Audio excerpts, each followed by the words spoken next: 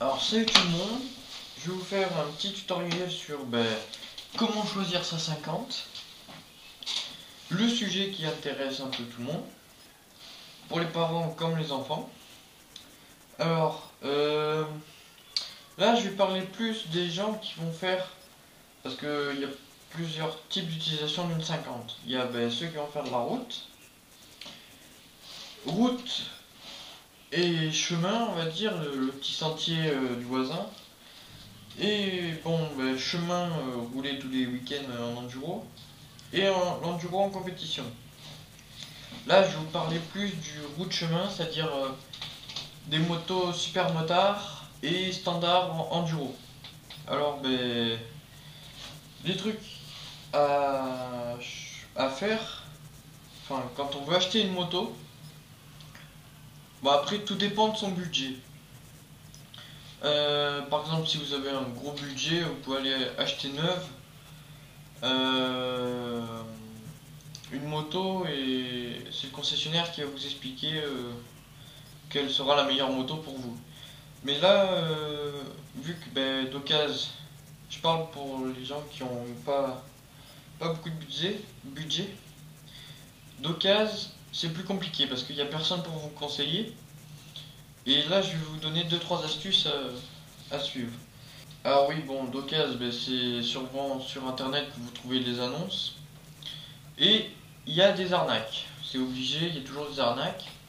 À faire gaffe, par exemple les motos de 2011 à 300 €, soit elles sont dans un état lamentable, soit c'est pas possible, c'est une arnaque.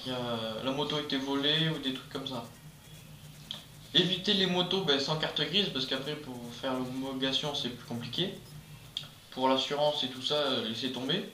Quand votre vendeur est à peu près sérieux, c'est-à-dire qu'il vous répond, l'adresse est correcte, il sait où j'habite, et je parle par expérience. Une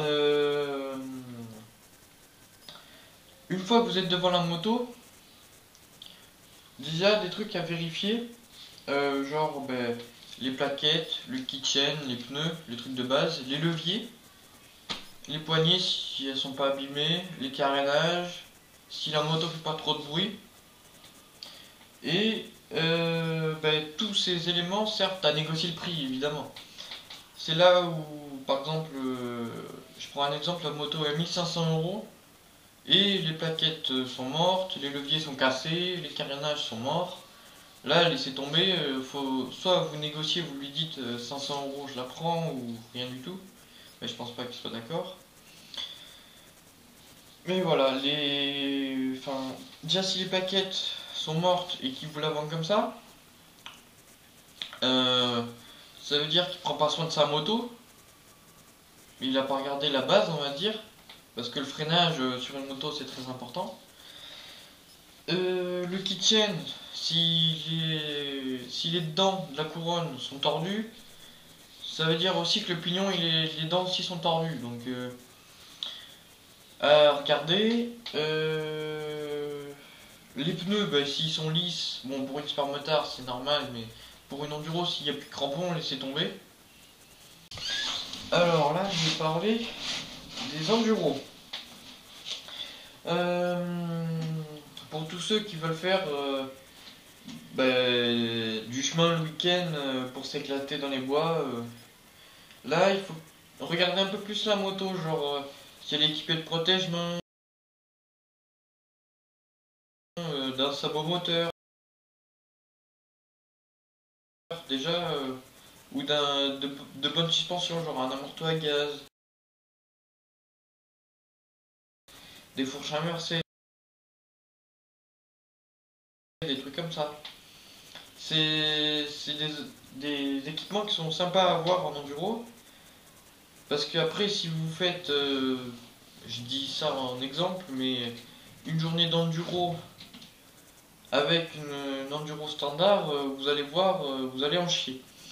Donc une moto avec quelques équipements en bon état. Après ça rejoint le tuto que j'ai fait sur le super motard et enduro standard. Et après je vais parler des enduros en compétition.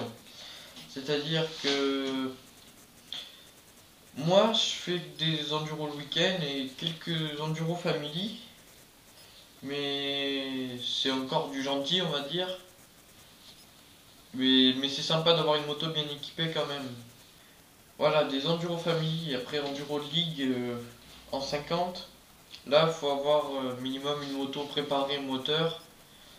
Et là, faut plus s'adresser à un concessionnaire pour vous préparer la moto.